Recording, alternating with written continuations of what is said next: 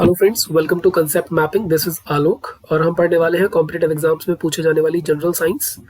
आज का हमारा टॉपिक है एटम। अगर आपको सेशन पसंद आता है तो please like, share and subscribe करें। So let us start now. Atom किसी भी मैटर का सबसे स्मॉलेस्ट पार्टिकल एटम होता है। जैसे कि हम देख पा रहे हैं, आप अपनी स्क्रीन पे देख पा रहे होंगे, टॉप राइट कॉर्नर में एक इमेज दी हुई है। ये एक इमेजिनरी इमेज है एटम की। Smallest particle of any matter. Example के लिए हम देखते हैं, जैसे कि बिल्डिंग्स जो है ब्रिक्स से मिलके बनती है, यानी ईंटों से मिलके बनती है। तो किसी भी बिल्डिंग का सबसे छोटा यूनिट ब्रिक कहलाएगी, यानी एक सिंगल ईंट कहलाएगी। वैसे ही किसी भी मैटर का सबसे छोटा पार्टिकल एटम कहलाता है। एटम के इस पिक्चर को देख के समझने की कोशिश करते हैं कि एटम क्या है, कैसा दिखता है। जैसे कि हम देख पा रहे हैं कि एटम में एक पिंक कलर का छोटा सर्कल आपको दिख रहा होगा, जिसके अंदर ब्लू कलर के पॉजिटिव सर्कल्स और रेडिश ब्राउन कलर के अनचार्ज सर्कल्स हैं। ये पिंक कलर का जो छोटा सर्कल है, एक रूम है जिसके अंदर फर्दर सर्कल्स प्रेजेंट हैं। ये पिंक कलर का रूम न्यूक्लियस कहलाता है। इसके अंदर प्रेजेंट ब्लू कलर के पॉजिटिवली चार्ज सर्कल्स प्रोटॉन्स कहलाते हैं और अनचार्ज्ड रेडिश ब्राउन कलर के सर्कल्स न्यूट्रॉन्स कहलाते हैं। और इसके बाहर जो आप सर्कल्स देख रहे हैं, जिनमें नेगेटिवली चार्ज्ड ग्रीन सर्कल्स हैं, ये हैं इलेक्ट्रॉन्स। न्यूक्लियस एटम में प्रेजेंट एक रूम है। इसके अलावा ये जो सर्कल्स हैं, पॉजिटिवली चार्ज, नेगेटिवली चार्ज और अनचार्ज सर्कल, ये सब एटम के सब एटॉमिक पार्टिकल्स हैं। अगर हम एटम के साइज के बारे में बात करें तो एटम का जो रेडियस है इज नियरली अबाउट 10⁻⁻10 मीटर। ये उसका रेडियस होता है एटम का। एटम के अंदर जो न्यूक्लियस है, जो एक रूम है, उसके अंदर प्रेजेंट पॉजिटिवली चार्ज प्रोटॉन और अनचार्ज न्यूट्रॉन, ये दोनों ही क्योंकि न्यूक्लियस के अंदर प्रेजेंट होते हैं, इसलिए हम इन्हें न्यूक्लियॉन्स भी कहते हैं। अगर हम एटम के सब एटॉमिक पार्टिकल्स के बारे में बात करें तो उनके सब एटॉमिक पार्टिकल का मास, यानी आप समझने के लिए वेट भी समझ सकते हैं, सब एटॉमिक पार्टिकल का वेट। तो मास जो है सबसे कम या नेग्लिजिबल मास होता है इलेक्ट्रॉन का एटम के अंदर। इलेक्ट्रॉन से ज्यादा मास होता है प्रोटॉन का और सबसे ज्यादा मास न्यूट्रॉन का होता है। प्रोटॉन और न्यूट्रॉन के मास की अगर बात करें तो न्यूट्रॉन का मास प्रोटॉन से स्लाइटली ग्रेटर होता है। एक एटम कभी भी इंडिपेंडेंटली एग्जिस्ट नहीं कर सकता अगर वो नोबल गैस का एटम नहीं है तो। एग्जाम्पल के लिए आप जानते हैं हाइड्रोजन। हाइड्रोजन का एटम कभी भी H फॉर्म में एग्जिस्ट नहीं करता नेचर में। या तो वो एक और H के साथ बॉन्ड बनाता है और H2 गैस की फॉर्म में एग्जिस्ट करता है, या फिर वो किसी अदर एलिमेंट के साथ बॉन्ड बनाता है जैसे कि HCl, और फिर वो एग्जिस्ट कर पाता है नेचर में। सिमिलरली क्लोरीन भी इसी तरीके से अदर क्लोरीन एटम के साथ बॉन्ड बनाता है और एग्जिस्ट करता है, या फिर किसी अदर एलिमेंट के एटम के साथ बॉन्ड बनाता है और एग्जिस्ट करता है। ये एटम के बारे में कुछ बेसिक बातें थी, पर आज के सेशन में हम समझने वाले हैं कि एटम के बारे में ये जो बातें हमें पता है, एटम की ये जो फंक्शनिंग हमें पता है, ये जो स्ट्रक्चर हमें पता है, ये हमें कैसे पता चला, कौन से साइंटिस्ट थे, उन्होंने किस तरीके से स्टडी किया एटम को, और कैसे हमें पता चला कि एटम के अंदर न्यूक्लियस होता है, प्रोटॉन होता है, न्यूट्रॉन होता है, इलेक्ट्रॉन होता है, इलेक्ट्रॉन्स जो है वो न्यूक्लियस के सराउंड में रिवॉल्व करते हैं। ये सारी बातें हमें कैसे पता चली, इस चीज को हम इस सेशन में स्टडी करने वाले हैं। तो लेट अस स्टार्ट नाउ। हम बात कर रहे हैं एटॉमिक स्ट्रक्चर की, कि हमें एटॉमिक स्ट्रक्चर के बारे में कैसे पता चला। एटॉमिक स्ट्रक्चर के बारे में पता चलने से पहले सबसे पहले साइंटिस्ट थे जिन्होंने एटम के बारे में कुछ बताया, जो थे जॉन डाल्टन। इन्होंने एक थ्योरी प्रपोज की थी। ये जॉन डाल्टन की आप इमेज देख सकते हैं। इन्होंने एक थ्योरी प्रपोज की थी, यानी एक थ्योरी दी थी जो कि लॉ ऑफ केमिकल कॉम्बिनेशन पे बेस्ड थी। अब लॉ ऑफ केमिकल कॉम्बिनेशन क्या है ये देख लेते हैं पहले। लॉ ऑफ केमिकल कॉम्बिनेशन के अंदर दो लॉज आते हैं। फर्स्ट है लॉ ऑफ कंजर्वेशन, जो कि लेवॉइजर ने दिया था। ये एक साइंटिस्ट थे लेवॉइजर। इनके हिसाब से इन्होंने कहा अपने लॉ में कि मास को ना तो क्रिएट किया जा सकता है और ना ही डिस्ट्रॉय किया जा सकता है किसी भी केमिकल रिएक्शन में। सेकेंड लॉ था लॉ ऑफ कांस्टेंट प्रोपोर्शन, ये भी केमिकल कॉम्बिनेशन का ही लॉ है, इसे दिया था जोसेफ एल प्राउस्ट ने। और इन्होंने अपने लॉ में कहा कि किसी भी केमिकल सब्सटेंस में एलिमेंट जो है वो डेफिनेट प्रोपोर्शन में जुड़ेंगे, मास के डेफिनेट प्रोपोर्शन में जुड़ेंगे। अगर आप इसे समझना चाहें तो हम एक छोटा सा एग्जांपल ले लेते हैं, जैसे कि ये अगर हम देखें एग्जांपल के लिए H2O, अगर आप थोड़ी सी भी नॉलेज रखते हैं एलिमेंट के मास के बारे में तो आप जानते होंगे कि हाइड्रोजन का जो मास होता है वो होता है 1।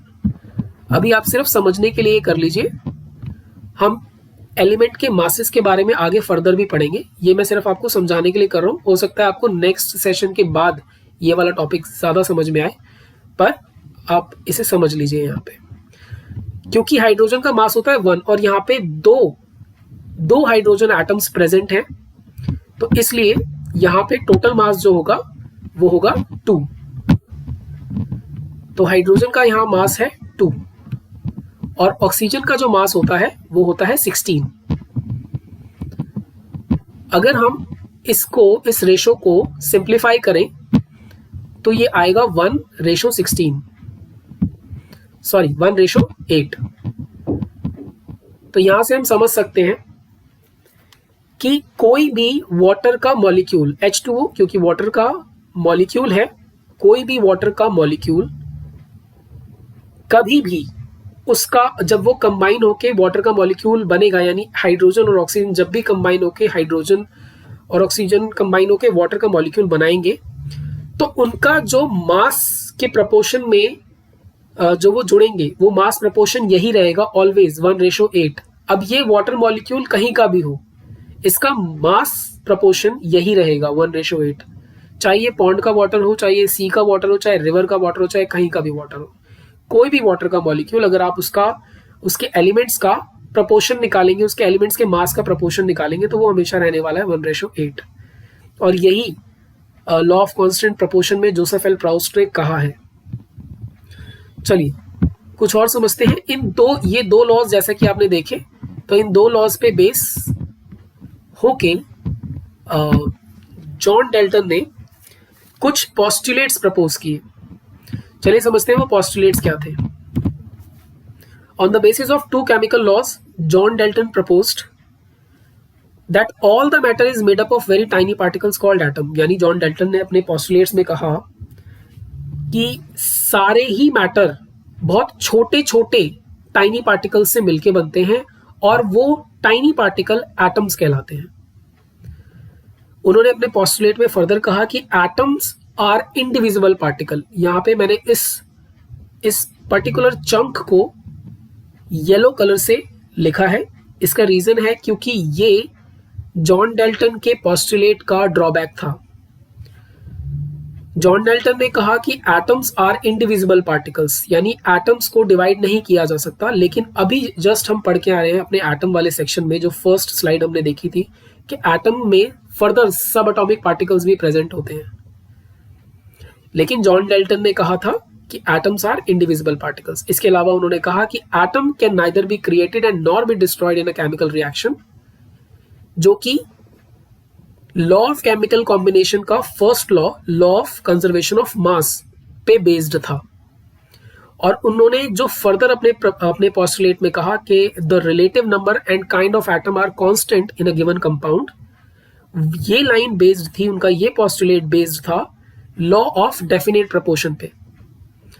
इस पोस्टुलेट के हिसाब से जो रिलेटिव नंबर होता है और काइंड ऑफ एटम होता है किसी भी कंपाउंड का, वो कांस्टेंट होता है, यानी फिक्स रहता है। यानी किसी भी वाटर के मॉलिक्यूल में जो एटम होंगे वो एटम हाइड्रोजन और ऑक्सीजन के ही होंगे, उनका रिलेटिव नंबर भी सेम रहेगा। यानी हाइड्रोजन के 2 मॉलिक्यूल और हाइड्रोजन के 2 एटम्स और ऑक्सीजन का 1 एटम रहेगा।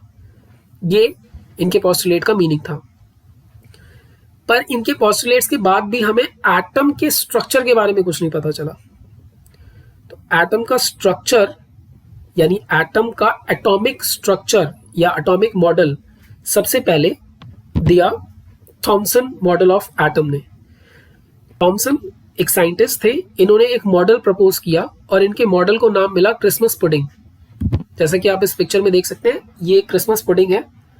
और थॉमसन के हिसाब से कोई एटम जो है वो क्रिसमस पुडिंग की तरह होता है। यानी उन्होंने कहा कि एटम जो है उसमें क्रिसमस पुडिंग के अंदर दो फिलिंग्स होती हैं, यानी क्रिसमस पुडिंग के अंदर जो चीजें डाली जाती हैं वो एटम के अंदर प्रेजेंट इलेक्ट्रॉन को प्रेजेंट करते हैं, और बाकी क्रिसमस पुडिंग का बाकी का स्फेयर जो है वो पॉजिटिवली चार्ज्ड है।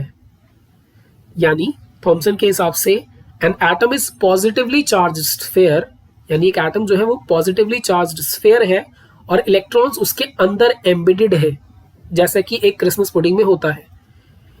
ये लाइन भी मैंने येलो से लिखी है इसलिए क्योंकि ये थॉमसन मॉडल का ड्रॉबैक था। अदर साइंटिस्ट ने थॉमसन के अलावा जो साइंटिस्ट इस मॉडल पे वर्क कर रहे थे, उन्होंने अपने एक्सपेरिमेंट्स में देखा कि थॉमसन मॉडल की कही गई ये बात उनके एक्सपेरिमेंट्स में प्रूफ नहीं हो रही थी। लेकिन थॉमसन मॉडल में थॉमसन ने एक बात कही जो एटम पे बिल्कुल परफेक्टली प्रूफ हो रही थी कि atom as a whole is electrically neutral. यानी एटम जो है वो इलेक्ट्रिकली न्यूट्रल होता है, यानी उसके अंदर जितने नेगेटिव चार्ज पार्टिकल्स होते हैं उतने ही पॉजिटिव चार्ज पार्टिकल्स भी प्रेजेंट होते हैं। हम कभी भी किसी चीज को फाइंड करने की कोशिश करते हैं तो हमें पहली बार में ही सारी चीजें सही सही मिल जाए, ऐसा रेयर ही होता है। कुछ बातें हमें मिली जॉन डाल्टन के पोस्टुलेट से, एक बात हमें थॉमसन मॉडल से भी मिली, कुछ एक बातें थॉमसन मॉडल से भी मिली, जैसे कि atom as a whole is electrically neutral. इसके बाद एक और साइंटिस्ट आए जिनका नाम था रदरफोर्ड। रदरफोर्ड ने एक एटॉमिक मॉडल दिया जिस मॉडल को प्लैनेटरी मॉडल या न्यूक्लियर मॉडल भी कहा जाता है। ऐसा क्यों है, चलिए समझते हैं।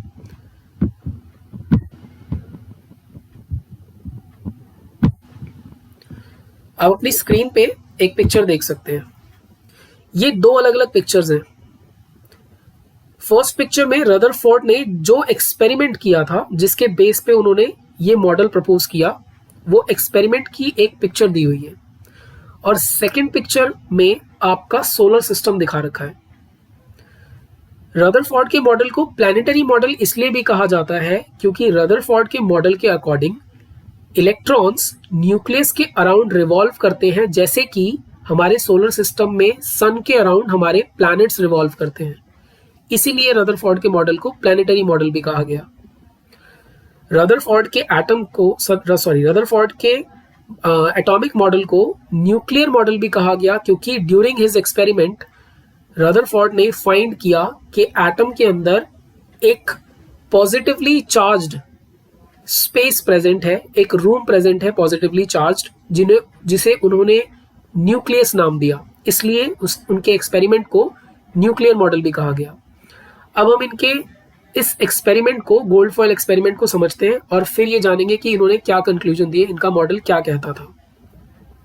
जैसा कि आप अपनी स्क्रीन पे फर्स्ट पिक्चर में देख सकते हैं, रदरफोर्ड के गोल्ड फॉयल एक्सपेरिमेंट में उन्होंने एक रेडियो एक्टिव सोर्स लिया जिससे वो अल्फा पार्टिकल्स को बॉम्बार्ड करने वाले थे, यानी शूट करने वाले थे। किस पे शूट करने वाले थे? गोल्ड फॉयल पे। और उन्होंने गोल्ड फॉयल के अराउंड एक डिटेक्टर लगाया जिसे फ्लोरोसेंट स्क्रीन भी कहते हैं। मैं इनका रिलेवेंस बताता हूं आपको कि उन्होंने गोल्ड फॉयल क्यों लिया और ये फ्लोरोसेंट स्क्रीन क्यों लगाई और अल्फा पार्टिकल ही क्यों लिया। गोल्ड फॉयल को चूज करने का रीजन, अपने एक्सपेरिमेंट में गोल्ड फॉयल को चूज करने का रीजन था कि गोल्ड एक ऐसा मेटल है जो बहुत ही ज्यादा मेलिएबल होता है, यानी गोल्ड की पतली से पतली, थिन से थिन शीट बनाई जा सकती है। और जितनी पतली शीट होगी उतने ही कम एटम्स होंगे, और जितने कम एटम्स होंगे, जितने कम एटम पे एक्सपेरिमेंट होगा उतना ही प्रिसाइज रिजल्ट निकल कर आएगा, यानी उतना ही सही रिजल्ट पता चलेगा एक्सपेरिमेंट का।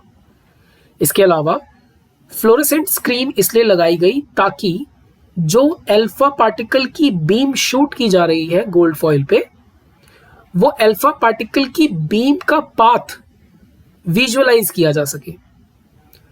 इसके साथ ही अल्फा पार्टिकल हीलियम के पॉजिटिवली चार्ज्ड पार्टिकल्स होते हैं जो कि एटम से स्लाइटली हैवी होते हैं, और एटम्स को स्टडी करने के लिए एटम्स से स्लाइटली हैवी पार्टिकल्स को शूट करना उन पे जरूरी था। उनके एक्सपेरिमेंट के ड्यूरिंग उन्होंने देखा, जब उन्होंने अल्फा पार्टिकल्स को शूट किया गोल्ड फॉइल पे, तो उन्होंने देखा कि ज्यादातर alpha particle straight path follow कर गए, यानी बिल्कुल सीधे निकल गए, जिससे कि पता चला कि एटम के अंदर ज्यादातर स्पेस खाली है। सेकंड, उन्होंने देखा कि कुछ अल्फा पार्टिकल्स स्मॉल एंगल पे डिफ्लेक्ट कर गए, यानी अपना रास्ता उन्होंने छोटे से एंगल से चेंज कर लिया, जिससे उन्हें पता चला कि न्यूक्लियस यानी एटम के अंदर एक पॉजिटिवली चार्ज न्यूक्लियस है, जिसकी वजह से अल्फा पार्टिकल छोटे से एंगल से डिफ्लेक्ट कर गए, यानी अपना एंगल चेंज कर लिया, अपना रास्ता छोटे से एंगल से बदल लिया। क्योंकि अल्फा पार्टिकल भी पॉजिटिवली चार्ज्ड हीलियम पार्टिकल्स थे, तो न्यूक्लियस के अंदर प्रेजेंट पॉजिटिवली चार्ज पार्टिकल और अल्फा पॉजिटिवली चार्ज पार्टिकल्स आपस में जब पास में आते हैं, तो आप जानते होंगे इस चीज को कि पॉजिटिव पॉजिटिव जो है लाइक चार्ज रिपेल करता है एक दूसरे को। तो वो पॉजिटिव चार्ज पार्टिकल जब एक दूसरे के पास आए तो उन्होंने रिपेल किया, एक दूसरे को फोर्स दिया, एक दूसरे को धक्का दिया, और जो अल्फा पार्टिकल है वो स्लाइटली एंगल से टर्न हो गया। तीसरी बात जो उन्होंने अपने एक्सपेरिमेंट में नोट की कि बहुत ही कम रेज, बहुत ही फ्यू रेज टकरा के वापस आ गई, जिससे कि उन्होंने कंक्लूड किया कि nucleus carries most of the atom's mass, क्योंकि अल्फा पार्टिकल हैवी पार्टिकल्स थे एटम से, इसीलिए अगर अल्फा पार्टिकल किसी चीज से टकरा के वापस आए तो वो जिस चीज से टकराए हैं वहां डेफिनेटली ज्यादातर मास प्रेजेंट होगा एटम का, तभी वो टकरा के वापस आ पाए। अदरवाइज ये अल्फा पार्टिकल उस जगह को नुकसान भी पहुंचा सकते थे, लेकिन क्योंकि ज्यादातर एटम का मास उसी जगह प्रेजेंट था, इसलिए अल्फा पार्टिकल वहां से टकरा के वापस आ गए। और इन सभी चीजों से रदरफोर्ड ने एक अपना कंक्लूजन ड्रॉ किया और एक मॉडल प्रेजेंट किया, जिसमें उन्होंने कहा there is a positively charge centre in an atom, जिसे न्यूक्लियस कहते हैं, यानी एटम के अंदर एक पॉजिटिवली चार्ज सेंटर है जिसे उन्होंने न्यूक्लियस नाम दिया। रदरफोर्ड के हिसाब से लगभग एटम का सारा मास उस न्यूक्लियस में ही प्रेजेंट है। रदरफोर्ड ने अपने मॉडल में फर्दर कहा कि the electron revolve in well defined orbits around the nucleus, यानी इलेक्ट्रॉन जो है न्यूक्लियस के अराउंड वेल डिफाइंड ऑर्बिट्स में, यानी वेल डिफाइंड सर्कल्स में रिवॉल्व करते हैं, यानी घूमते हैं। अब तक आप समझ ही गए होंगे कि इस लाइन को मैंने येलो से क्यों लिखा है, क्योंकि इस लाइन को रदरफोर्ड अपने एक्सपेरिमेंट में समझा नहीं पाए, एक्सप्लेन नहीं कर पाए। हम समझते हैं अभी कैसे। रदरफोर्ड ने फर्दर अपने मॉडल में कहा कि size of nucleus is very small as compare to the size of atom, क्योंकि बहुत ही कम रेज टकरा के, बहुत लगभग 12,000 में से 1-2 रेज टकरा के वापस आई, इसलिए उन्होंने ये कंक्लूड किया और कहा कि न्यूक्लियस का साइज जो है एटम से कंपेयर करें तो बहुत ही ज्यादा छोटा साइज होता है न्यूक्लियस का। अब बात करते हैं कि उनकी ये लाइन कि इलेक्ट्रॉन रिवॉल्व करता है, यानी घूमता है न्यूक्लियस के अराउंड, ये उनके मॉडल का ड्रॉबैक कैसे बन गई। एक साइंटिस्ट थे नील बोर, जिन्होंने क्वेश्चन रेज किया कि आपके हिसाब से, रदरफोर्ड के हिसाब से, अगर इलेक्ट्रॉन रिवॉल्व करता है ऑर्बिट के अराउंड, तो जब भी कोई पार्टिकल किसी सर्कल, किसी सेंटर के अराउंड रिवॉल्व करता है तो वो एनर्जी रेडिएट करेगा, यानी एनर्जी लूज करेगा, और अगर वो एनर्जी लूज करेगा तो धीरे धीरे उसका पाथ छोटा होता जाएगा, यानी जिस साइज का वो सर्कल पे ऑर्बिट कर रहा है, घूम रहा है, धीरे धीरे उसका ऑर्बिट छोटा होने लगेगा, और एक टाइम ऐसा आएगा कि वो इलेक्ट्रॉन सीधा जाके डिफ्यूज हो जाएगा न्यूक्लियस के अंदर, और जिससे कि एटम एग्जिस्ट ही नहीं करेगा, एटम डिस्ट्रॉय हो जाएगा। पर क्योंकि हम जानते हैं कि एटम तो काफी स्टेबल होता है, और एटम स्टेबल है तभी मैटर एग्जिस्ट करता है। तो उन्होंने ये क्वेश्चन रेज किया कि आप बताएं कि अगर वो एनर्जी रेडिएट करता है और उसका अगर एनर्जी रेडिएट करता है तो उसका पाथ छोटा होगा, पाथ छोटा होगा तो वो जाके न्यूक्लियस में डिफ्यूज कर जाएगा, तो फिर वो तो एग्जिस्ट ही नहीं करना चाहिए पर वो एग्जिस्ट करता है, ऐसा कैसे हो रहा है? इस बात को रदरफोर्ड समझा नहीं पाए। तो इसके बाद नील बोर ने अपना मॉडल दिया। नील बोर के एटॉमिक मॉडल के हिसाब से only certain special orbit known as discrete orbits of electrons are allowed inside the atom. यानी नील बोर ने कहा, नील बोर ने रदरफोर्ड के मॉडल में ही फर्दर कुछ रेक्टिफिकेशंस की और उन्होंने कहा कि एक एटम के अंदर कुछ डिस्क्रीट ऑर्बिट्स ही अलाउड है। यानी एक एटम के अंदर कुछ फिक्स ऑर्बिट्स होते हैं और उन फिक्स ऑर्बिट्स में इलेक्ट्रॉन रिवॉल्व करता है। और फर्दर उन्होंने कहा कि जब कोई इलेक्ट्रॉन उन डिस्क्रीट ऑर्बिट्स में रिवॉल्व करता है तब वो एनर्जी रेडिएट नहीं करता, यानी एनर्जी लूज नहीं करता। और नील बोर का ये जो एटॉमिक मॉडल था ये मोस्ट एक्सेप्टेबल एटॉमिक मॉडल था।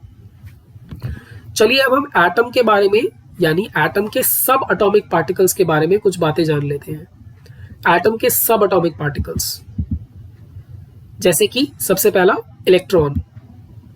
इलेक्ट्रॉन का सिंबल स्मॉल ई और एक माइनस, क्योंकि इलेक्ट्रॉन नेगेटिवली चार्ज होता है।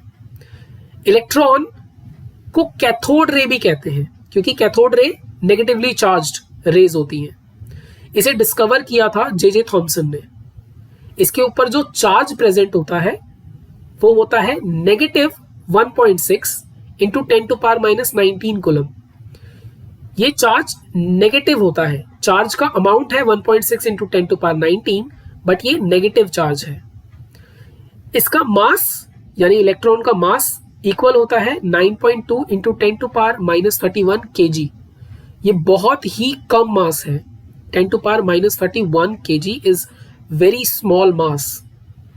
Further, when atom is electrically neutral, जब कोई एटम इलेक्ट्रिकली न्यूट्रल पोजीशन में होता है। मैंने ऐसा क्यों लिखा है कि एटम इलेक्ट्रिकली न्यूट्रल पोजीशन में, इसके बारे में हम आगे आने वाले सेशन में समझेंगे। मैं कोशिश करूंगा कि क्वेश्चंस में मैं आपको ये लाइन क्लियर करूं, पर आप ये समझिए कि जब कोई एटम इलेक्ट्रिकली न्यूट्रल स्टेट में होता है तो उस एटम के अंदर प्रेजेंट इलेक्ट्रॉन और प्रोटॉन इक्वल नंबर में होते हैं। यानी जब एटम इलेक्ट्रिकली न्यूट्रल है तो जितने उसके अंदर इलेक्ट्रॉन प्रेजेंट हैं उतने ही उसके अंदर प्रोटॉन प्रेजेंट होंगे, जिस बात को थॉमसन मॉडल में भी हमने देखा है कि an atom as a whole is electrically neutral. और साथ ही साथ एटॉमिक नंबर भी नंबर ऑफ प्रोटॉन और नंबर ऑफ इलेक्ट्रॉन के इक्वल होगा। नेक्स्ट है प्रोटॉन। प्रोटॉन का सिंबल होता है कैपिटल P के साथ एक प्लस का सिंबल। इसको हम कैनाल रे या एनोड रे भी कहते हैं क्योंकि कैनाल रेज और एनोड रेज जो हैं वो पॉजिटिवली चार्ज रेज हैं। इसे डिस्कवर किया था ई गोल्डस्टन ने। चार्ज जो प्रेजेंट होता है प्रोटॉन पे वो पॉजिटिव 1.6 इंटू 10⁻⁻19 कूलम होता है। आई थिंक अब आप इस बात का रिलेवेंस समझ गए होंगे कि मैंने क्यों कहा था कि इलेक्ट्रॉन में जो चार्ज होता है वो नेगेटिव 1.6 इंटू 10⁻⁻19 कूलम होता है। ये दोनों चार्ज सेम है, इन दोनों चार्ज का मैग्नीट्यूड सेम है, सिर्फ इनके आगे लगने वाला सिंबल यानी वो इलेक्ट्रॉन में जो चार्ज प्रेजेंट है वो नेगेटिव है और प्रोटॉन में जो चार्ज प्रेजेंट है वो पॉजिटिव है। इसके बाद मास ऑफ प्रोटॉन इक्वल होता है 1.672 इंटू 10⁻⁻27 kg के। और एटॉमिक नंबर किसी भी एलिमेंट का यानी हाइड्रोजन, हीलियम, लिथियम, जो भी एलिमेंट हो उसका एटॉमिक नंबर ऑलवेज इक्वल होता है नंबर ऑफ प्रोटॉन के। जैसे कि हमने पिछले केस में इलेक्ट्रॉन के केस में पढ़ा था कि एटॉमिक नंबर इक्वल होगा नंबर ऑफ इलेक्ट्रॉन के भी, पर तब जब कोई भी एटम इलेक्ट्रिकली न्यूट्रल है। लेकिन अगर एटम इलेक्ट्रिकली न्यूट्रल नहीं भी है तो एटॉमिक नंबर इक्वल होता है नंबर ऑफ प्रोटॉन के। अगर आपको ये बात ना समझ आई हो तो आप प्लीज वीडियो को थोड़ा सा रिपीट करके देखें, आपको डेफिनेटली ये बात समझ में आएगी। नेक्स्ट है न्यूट्रॉन। न्यूट्रॉन का सिंबल होता है स्मॉल n। इसे डिस्कवर किया था जेम्स चैडविक ने। न्यूट्रॉन क्योंकि अनचार्ज्ड पार्टिकल है इसलिए इसके ऊपर कोई चार्ज प्रेजेंट नहीं है। मास ऑफ न्यूट्रॉन यानी न्यूट्रॉन का मास होता है 1.674 इंटू 10⁻⁻27 kg जो कि थोड़ा सा ही ज्यादा है प्रोटॉन के मास से, यानी स्लाइटली ग्रेटर है। मास ऑफ एन एटम यानी एटम का मास इक्वल होता है number of neutrons plus number of proton से। तीनों सब एटॉमिक पार्टिकल्स में ये जो लास्ट की लाइंस हैं, जैसे कि when an atom is electrically neutral, number of atom will be equal to number of proton and atomic number, वैसे ही प्रोटॉन में atomic number of an element is equal to number of proton, और mass of an atom is equal to number of neutron plus number of proton. ये तीनों lines बहुत important है, generally in पे काफी क्वेश्चंस बनते हैं। चलिए अब हम कुछ क्वेश्चंस डील कर लेते हैं इसी सेशन के। Which of the following law validates the statement that matter can neither be created nor be destroyed? इस स्टेटमेंट को कि मैटर ना तो क्रिएट किया जा सकता है और ना डिस्ट्रॉय किया जा सकता है, इस स्टेटमेंट को कौन सा लॉ वैलिडेट करता है? तो ऑप्शंस हैं law of conservation of energy, Le Chatelier's principle, law of conservation of mass and law of osmosis. तो अभी हमने इस सेशन में देखा कि मैटर जो कि मास है, मैटर ना तो क्रिएट किया जा सकता है ना डिस्ट्रॉय किया जा सकता है। ये इस स्टेटमेंट को वैलिडेट करने वाली जो स्टेटमेंट है वो है law of conservation of mass. Question number 2, atom bomb किसने डिस्कवर किया था? Option A Wernher von Braun, option B J Robert Oppenheimer, option C Edward Teller, option D Samuel Cohen. And the correct answer is J. Robert Oppenheimer. Next question. Atomic theory of matter was given by. Atomic theory, matter की जो atomic theory है वो इनमें से कौन से scientist ने दी थी? एवोगैड्रो ने, डाल्टन ने, न्यूटन ने या पास्कल ने? So the correct answer is option B. Question number 4, the mass number of an element is, यानी किसी भी एलिमेंट का मास नंबर, ऑप्शन ए हमेशा कम होता है एटॉमिक नंबर से, ऑप्शन बी हमेशा ज्यादा होता है एटॉमिक नंबर से, ऑप्शन सी इक्वल होता है एटॉमिक नंबर के, या ऑप्शन डी कभी ज्यादा होता है और कभी इक्वल होता है एटॉमिक नंबर के। तो जैसा कि हम जानते हैं कि मास नंबर जो है वो number of protons plus number of neutrons के इक्वल होता है, और एटॉमिक नंबर जो है वो नंबर ऑफ प्रोटॉन के इक्वल होता है। इसका मतलब है कि किसी भी एलिमेंट का मास हमेशा ज्यादा होगा एटॉमिक नंबर से, यानी the correct option is option B. Mass number of an element is always more than its atomic number. Question number 5, fundamental particle present in the nucleus of an atom are, यानी nucleus के अंदर present fundamental particles atom के कौन से होते हैं? Option A electron proton, option B proton neutron, option C neutron electron या option D neutron positron. तो जैसे कि हमने देखा था कि न्यूक्लियस के अंदर दो तरीके के सब एटॉमिक पार्टिकल प्रेजेंट होते हैं जिन्हें हम न्यूक्लियॉन्स भी कहते हैं। न्यूक्लियॉन्स यानी प्रोटॉन और न्यूट्रॉन, जिन्हें हम न्यूक्लियॉन्स भी कहते हैं। Correct option is option B. Next question, question number 6, Rutherford scattering experiment proved the presence of. Rutherford के स्कैटरिंग एक्सपेरिमेंट में किस चीज की प्रेजेंस को प्रूव किया गया था? Atom in all matter, option B electrons in all matter, option C neutron in all matter and option D nucleus in atoms. So the correct option is option D nucleus in atoms. इसलिए Rutherford के scattering experiment को nuclear model भी कहा गया था, क्योंकि उन्होंने अपने मॉडल में न्यूक्लियस की प्रेजेंस को दिखाया था। Next question, question number 7, an atom has atomic number. यहां पे मैं आपको बता दूं कि एटॉमिक नंबर को हम Z के सिंबल से भी दिखाते हैं, यानी एटॉमिक नंबर का सिंबल होता है Z और एटॉमिक मास का सिंबल होता है A। यहां क्वेश्चन में पूछा गया है कि एक एटम है जिसका एटॉमिक नंबर है 11 और एटॉमिक मास है 23। आपको बताना है कि उस एटम में कितने न्यूट्रॉन प्रेजेंट हैं और वो एटम आपको आइडेंटिफाई करके उसका नाम बताना है। तो the correct option is option C, यानी इस एटम में न्यूट्रॉन्स प्रेजेंट होंगे 12 और ये एटम है सोडियम। इसका आंसर आप अगर सेशन में पीछे जाएं और आप देखें कि मैंने आपको बताया था कि mass of a electron is always equals to number of proton plus number of neutron. तो अगर मैं मास में से नंबर ऑफ प्रोटॉन माइनस कर दूं तो नंबर ऑफ न्यूट्रॉन्स आ जाएगा। तो 23 माइनस 11 इज 12, तो number of neutron is 12। And जैसे कि हम देख पा रहे हैं कि एटॉमिक नंबर 11 जो है 11 पे सोडियम होता है। Next question number 8, an atom having n equals to 6, यानी न्यूट्रॉन्स जो है 6 न्यूट्रॉन्स प्रेजेंट हैं और प्रोटॉन जो है 5 प्रेजेंट हैं। तो आपको निकालना है mass of atom, and mass of atom is always equals to number of neutrons plus number of protons. So the correct answer is option A 11, 6 + 5 11। Next question, who gave the most acceptable atomic model? Dalton, Rutherford, Niels Bohr या Thomson? और जैसे कि हमने इस session में देखा था कि नील बोर का जो एटॉमिक मॉडल था वो मोस्ट एक्सेप्टेबल एटॉमिक मॉडल था। Last question, nucleus is found by, nucleus किसने फाउंड किया था, किसने फाइंड किया था? जे चैडविक ने, थॉमसन ने, डाल्टन ने या रदरफोर्ड ने?